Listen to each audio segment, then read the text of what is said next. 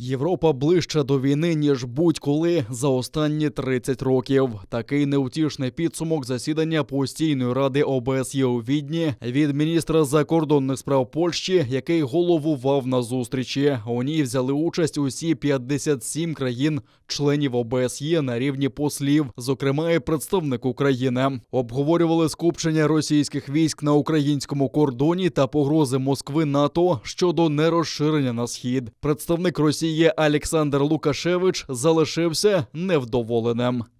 Последняя, наверное, фраза такая была, что все же вот российские идеи, которые мы обсуждали в Женеве, в Брюсселе и здесь, в Вене, на площадке ОБСЕ, это, по сути, момент истины, который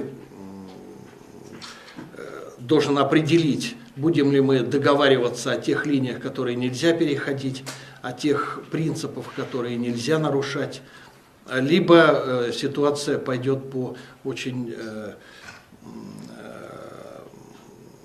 по сценарию, который может привести к катастрофическим последствиям. Збігнєв Рау наголошує, що в ОБСЄ готові до діалогу та консенсусу, але цього ж чекають і від Москви. Головний заклик – поважати Гельсінський акт про непорушність кордонів.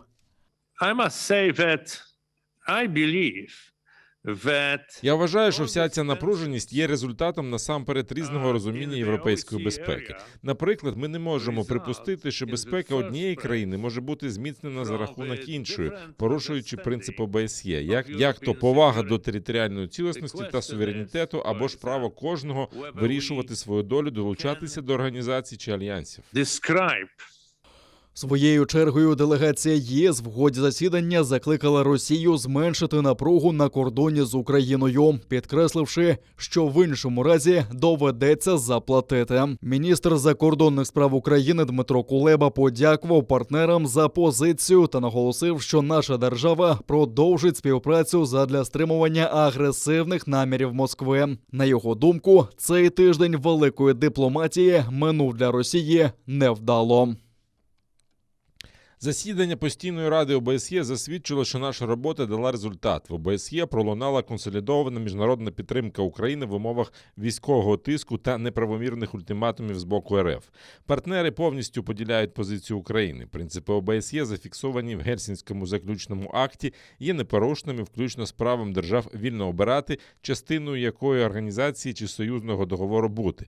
Маючи підтримку партнерів, Україна продовжує працювати над тим, щоб Російська Федерація замість ультиматумів на тему європейської безпеки почала добросовісно виконувати Гельсінський декалог, припинила агресію на Донбасі, де окупувала Крим, вжила реальних кроків з врегулювання решти створених нею тривалих конфліктів на просторі ОБСЄ, а саме в Грузії та Молдові.